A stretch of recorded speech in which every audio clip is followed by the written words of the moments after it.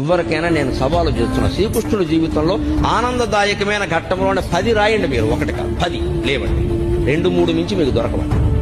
విషాద ఘట్టాలు రాయండి అమ్మా, నేను చెబుతున్నా ఓ 25 దొరుకుతా, ఓ 25. అది శ్రీకృష్ణుడి జీవితం. పుట్టింది జరసాలు, పుట్టిందో తల్లిక, పెంచిందో తల్లి, పుట్టిందో తండ్రిక, పెంచింది ఇంకో తండ్రి.